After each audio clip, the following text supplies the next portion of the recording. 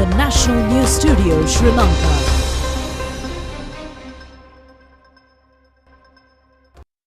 Good evening and welcome to the National News broadcast, bringing to you live from the National News Studios here at the ChannelEye Rupavahini Corporation. We're ready to bring you the top stories here at home and around the world. I'm Charita Milupurarachi, together with Kasuni Balachandra.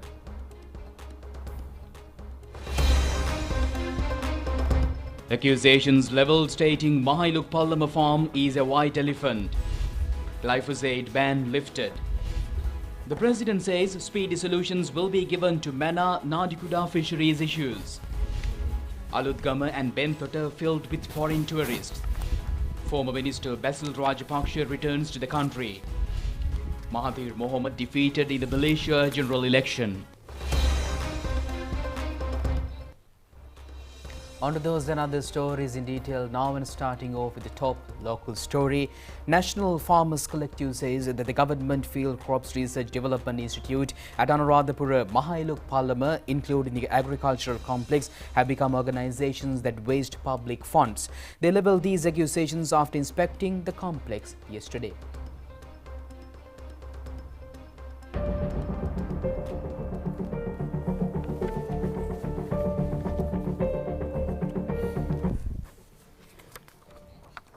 The agricultural complex is located in 800 acres of lands. The complex includes Field Crops Research and Development Institute, Services Training Institute, Farm Mechanical Research Centre, subunit of the Peradeniya University Agriculture Faculty, Seed and Plant Material Production Farm, and a sub-office of the Meteorological Department.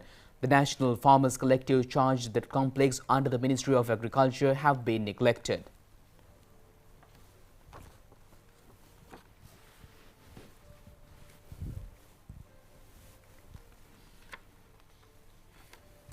They inspected several places, including the farm and the animal husbandry division. Security officials staged a protest on the occasion, preventing taking photographs and video footage.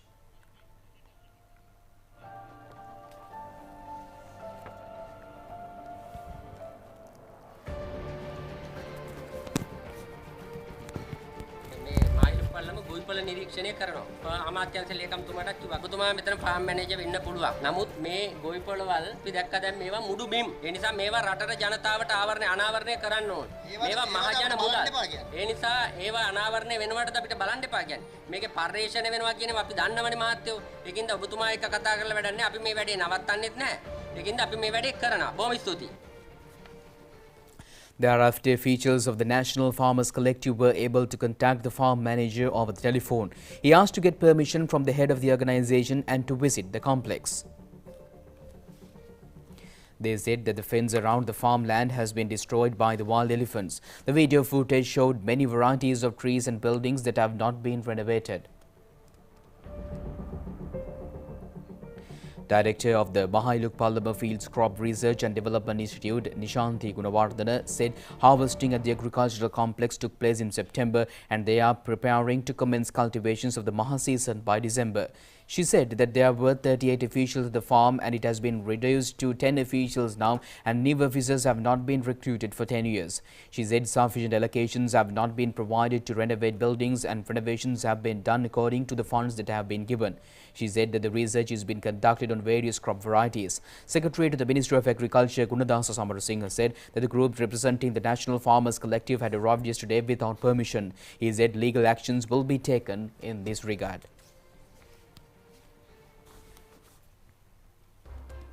The ban on glyphosate has been lifted. The Ministry of Agriculture said that steps were taken to lift the ban after discussions with farmer representatives, agriculture scientists and agriculture experts.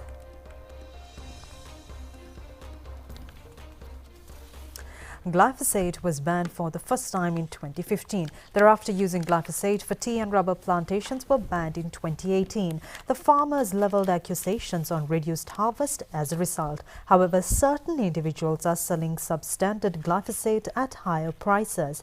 Another reason to lift the ban was the inability to introduce an alternative method to eliminate weed in the agricultural sector.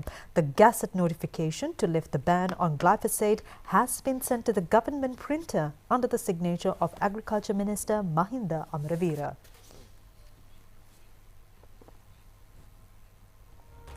President Ranil Wickremesinghe has paid his attention on providing green hydrogen projects, water management systems and renewable energy projects to the northern province. A special research center is scheduled to be established for electricity research and to identify technologies with the support of Moratuwa and Peradeniya universities.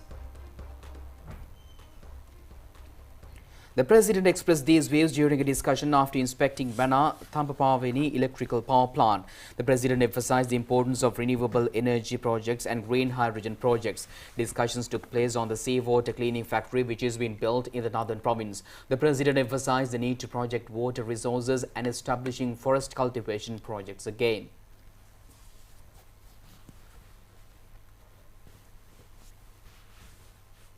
Seawater from Mullatewa that day, bring it near Kilinochi and pump it down to a Domanta, making water available to the whole of one way through drip irrigation for cultivation. Immediately you turn this around. So these all the sectors can be combined. So the Energy Council can have the policy. You are putting hydro. So one day we'll have to put more these things into reforestation. You sit down there. Those areas have to be protected. More than putting forest here, we need the forest up there. So we'll all have to work on it. And down the line, we'll have to look at how to save water on those two rivers. Otherwise, we're going to be serious now. Irrigation canals can be have mini hydro. Now we want to do a lot of these small tanks in Monarada. Some of them may be able to, if we identify the ones that are good for mini hydro, we'll do those first. So you have a second, you have a nuclear plant here, they have got one there. You can by 2035 sell more power and save renewables for our green hydro. You want to have, otherwise we can fund the Moratuwa University and Peradeniya.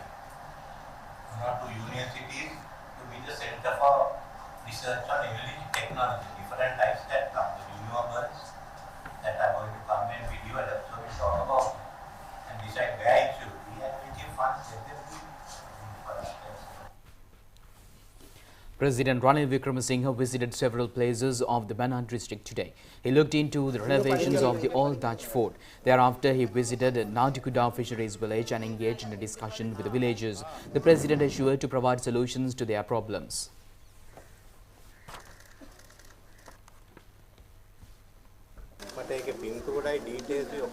The President also inspected the Talebana jetty.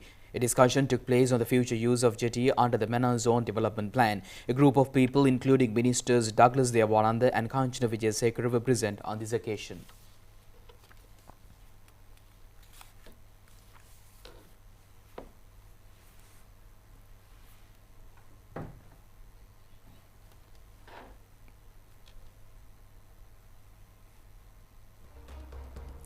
Alutgama and Bentota tourism zones have been filled with foreign tourists with the arrival of more Russian and French tourists.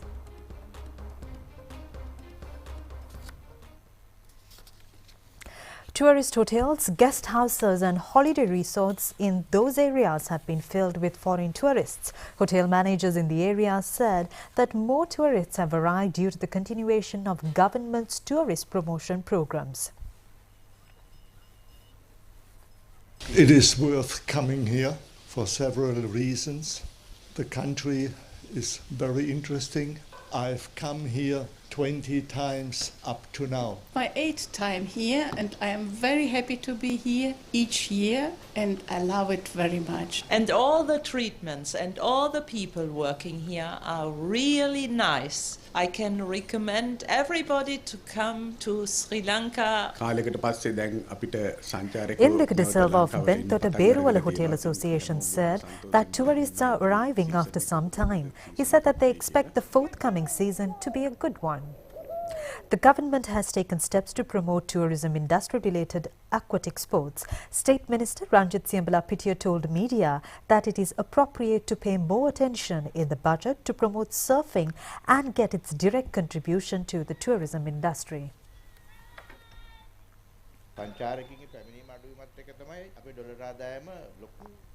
And meanwhile, the central bank governor, Dr. Namdalal Veerasinghe, says that one should not hesitate to take decisions despite accusations if the decisions are correct. He mentioned this while attending a function in Mathura yesterday.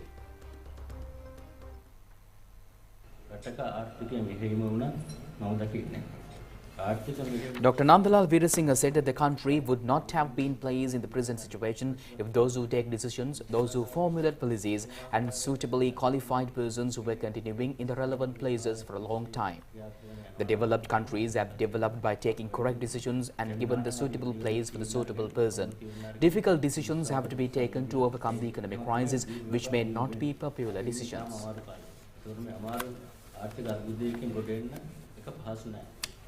අමාරු තීරණ ගන්න වෙනවා. මේක ජනප්‍රිය තීරණ නෙවෙයි. මොනතරම් දෝෂාරෝපණ ආවත් තමන් ගන්න තීරණය නිවැරදි නම් ඒක නම් කර යුතු හරිද? මං කියන්නේ සුදුස්ස සහ දැනුම තියෙන කෙනෙක් නම් ඒ වට නොනැමි 232 billion rupees have been allocated for the Ministry of Education next year. 184 million rupees are recurrent expenditure and 46 million rupees are for capital expenditure. Minister Susil Premajayantha mentioned this during a media briefing on the budget at the Government Information Department.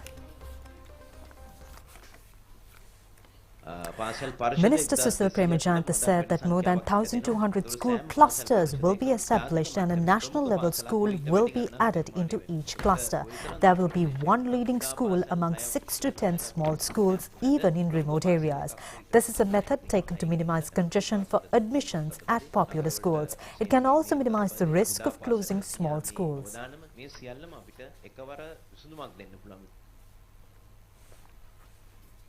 State Minister for Fisheries P.L. Nishantha says that many programs are implemented to empower the fisheries community. He mentioned this while attending a media briefing yesterday on the budget at the Government Information Department. He said one of the main objectives is to introduce a new insurance scheme for the fisheries community. It is also expected to introduce a pension scheme and a children's savings scheme named Dhivara Kakulu for them.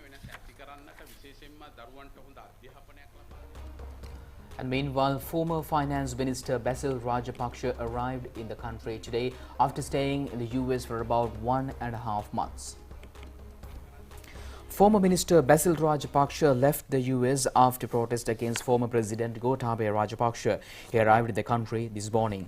Sri Lanka Podujana Peramuna said future reorganization activities of the party will be conducted under the patronage of Basil Rajapaksa.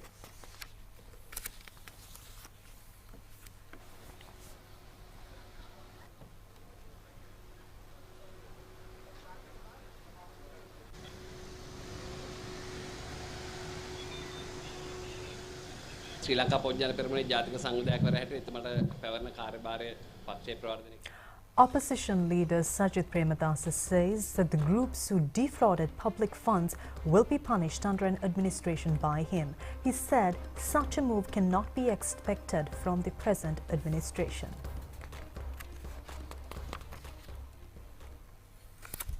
Opposition leader Sajid Premadasa mentioned this while attending the Samagi Janabalavegya Jayala electoral Balamandala meeting. It was held yesterday at Jayala, Kapuat area.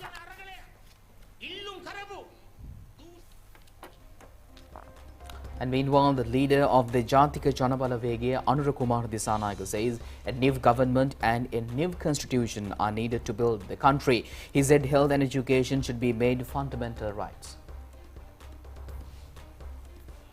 Jatika Janabalavegya leader Anura Kumar Dissanayake mentioned this at Badulla district summit yesterday. A large group of people attended the meeting.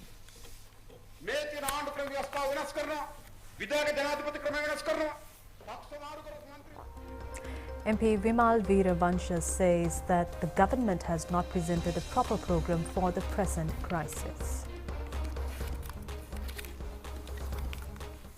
The public summit of the Uttara Lanka Council took place yesterday at the Sukadadasa Indoor Stadium. 12 solutions were presented to the crisis.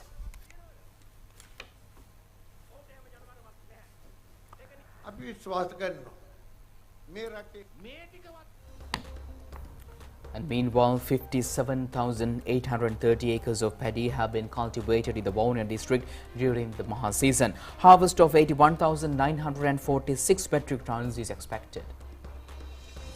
Nearly 35,000 families are engaged in agriculture in the district of Vaunia, and District Secretary Vaunia P.A. Sarachandra said that paddy has been cultivated in the Maha season at Settikulama, Nadulkani, Vaunia and Vaunia South. Providing urea fertilizer for farmers of the district is taking place at the 8 agrarian service centres. Vaunia Agriculture Director's Office said that there is an increase of 8% this time when compared with the last. Meanwhile, water has been issued by all main tanks of the paddy cultivation in the Maha season in the Polonnaruwa district. But the farmers said that the quantity of chemical fertilizer is not sufficient. They requested the officials to provide them with sufficient quantity of fertilizer.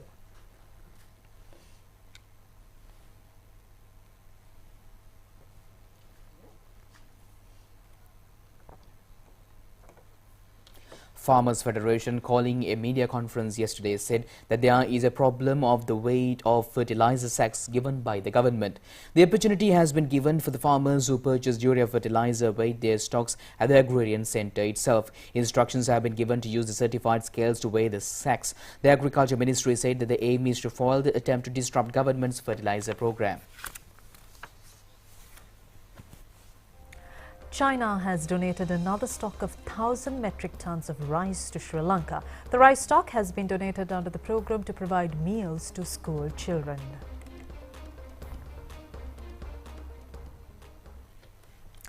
The ship carrying the rice stock reached Colombo harbour yesterday morning. China has given 7,000 metric tons of rice to Sri Lanka from June up to now. And we now bring you some more news items in brief. The third commemorative ceremony of late Prime Minister D.M. Karunaratne took place yesterday near his memorial at Gampala, Ambuluava premises, and a group of people including State Minister Anuradha Jayaratne, relatives, parliamentarians and people in the area were present on this occasion. Announced giving this effort to the Buddhist monks in connection with the ceremony. A mobile service organized to provide solutions to legal problems faced by the people in the upcountry took place at Hatton D.K. Veeratunga Cultural Centre. It was organized by the Ambagamu Divisional Secretariat.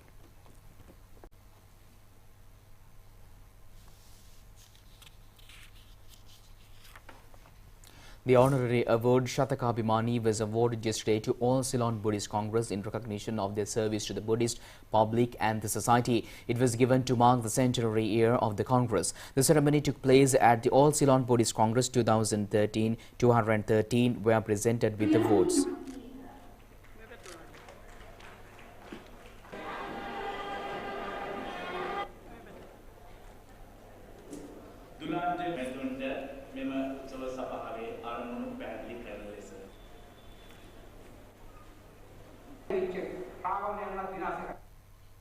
Farmers in Polonnaruwa, Bakamuna, Sirikanduyaya area were affected by a wild elephant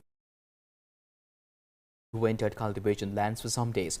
Wildlife officials together with the farmers have chased the elephant away after being informed to Kumar Alla Wildlife Office.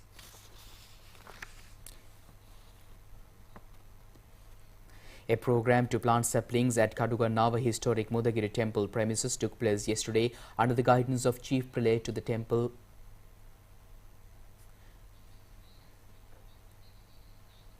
The 16th external degree convocation ceremony of the Sri Jayawardhanapura University took place today at the BMICH in Colombo. 1,956 were conferred with the degrees at the convocation, which took place under 4 stages. Vice Chancellor of the University, Professor Sudhanta Liyanage, handed over the degrees. 2 new ambulances were handed over to Madhavala and Hathurali at the regional hospitals yesterday on the instructions of Minister Kehaliya Rambukwella.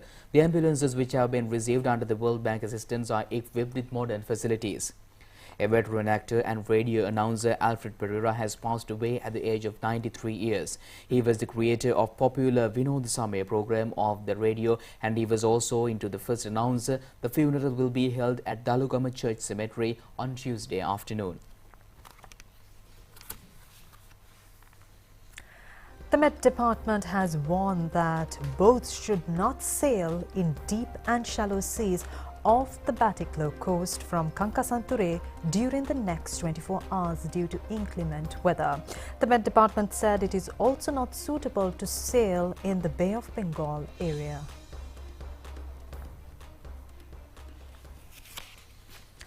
Showers or thundershowers can occur in certain areas of the deep sea off Batticaloa coast from Kankasanture to Trincomalee. Intermittent strong winds could occur in north, north-central and eastern provinces. The low pressure prevailed in the Bay of Bengal area has moved to the northwestern area. It has entered southern central Bay of Bengal sea area. It will move forward towards the northwestern area and develop into a depression during the next 12 hours. Thereafter, it will reach Puducherry coast in Tamil Nadu.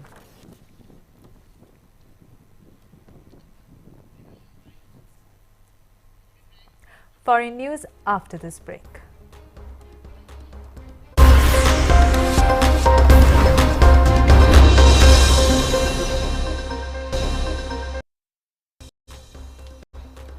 Welcome back with international news. In almost 200 countries strike a landmark deal to launch a fund to support nations world hit by climate change. Poor countries had been pushing for 30 years for rich countries to help foot the bill for loss and damage caused by the global warming.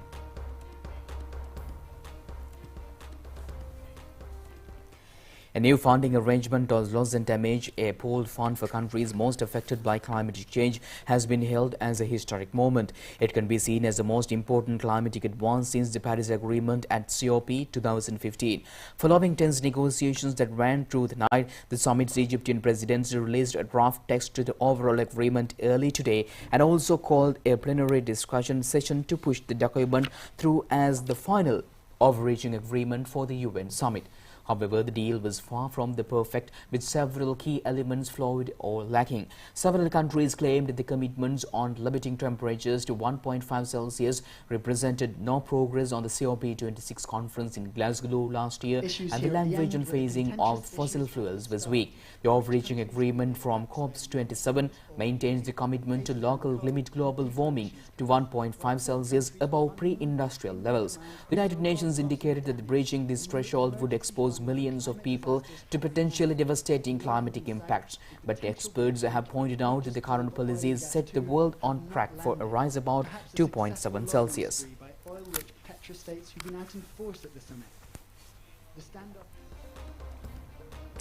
Malaysia's former Prime Minister Muhyiddin Yassin secured backing from two political blocs today as he sought to form a new government after a general election produced a hung parliament, but he had yet to win the required majority. Malaysians went to the polls yesterday to elect a new government over a month after Prime Minister Ismail Sabri Yaakob dissolved the parliament and called a snap general election. More than 21 million people were eligible to vote to elect the Southeast Asian nation's fourth prime minister in 4 years. Counting started once polling stations closed yesterday and have resulted in what appears to be a hung parliament. A party or coalition has to win at least 112 out of 222 parliamentary seats to secure a simple majority and form the government. However, none of the major parties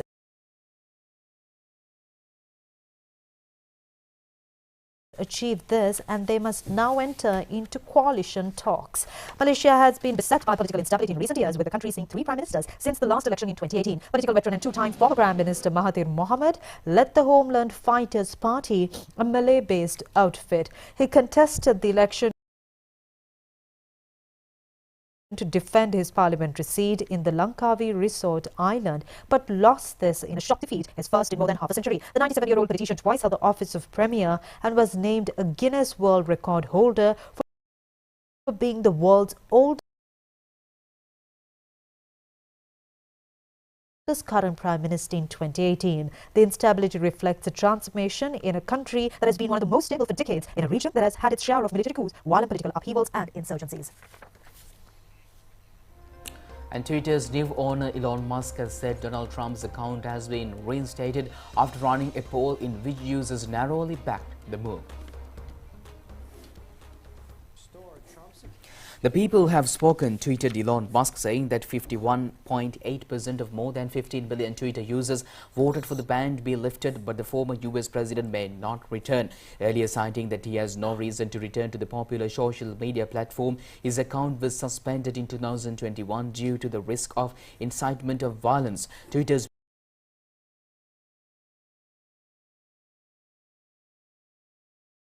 previous management acted just days after Donald Trump's supporters stormed the U.S. Capitol in Washington, D.C. on January 6th. Soon after the rise, Donald Trump's Facebook, Instagram and YouTube accounts, which all had tens of millions of followers, were also suspended. Several months later, he launched his own social media platform, Truth Social. Musk, the world's richest man, took control of the Twitter in October. In a world richest man took control of Twitter in October in a $44 billion US deal. He immediately embarked on a series of radical changes within the social media giant amidst concerns that he might loosen Twitter's regulations on hate speech and misinformation. Ukrainian President Volodymyr Zelensky says Russia's attacks have damaged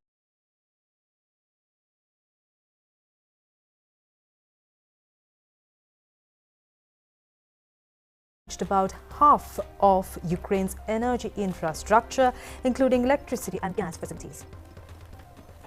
With winter approaching, Zelensky in a video message said that the government is working across the country to quickly restore utilities and to stabilize the situation. He called on people to unite against Russia while admitting that supply of electricity is tight. Ukraine's energy ministry said on Saturday that it is under control and called on each household to cut its consumption by at least 25%.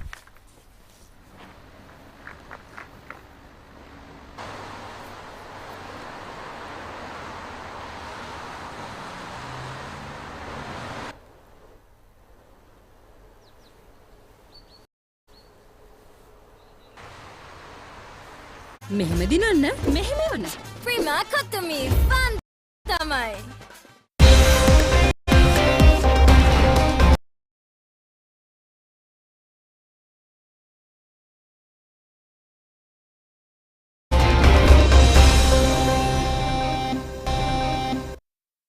Welcome back with your sports update. And the FIFA World Cup Football Championship commenced today, and the first match, the inaugural match, was played between Qatar and Ecuador.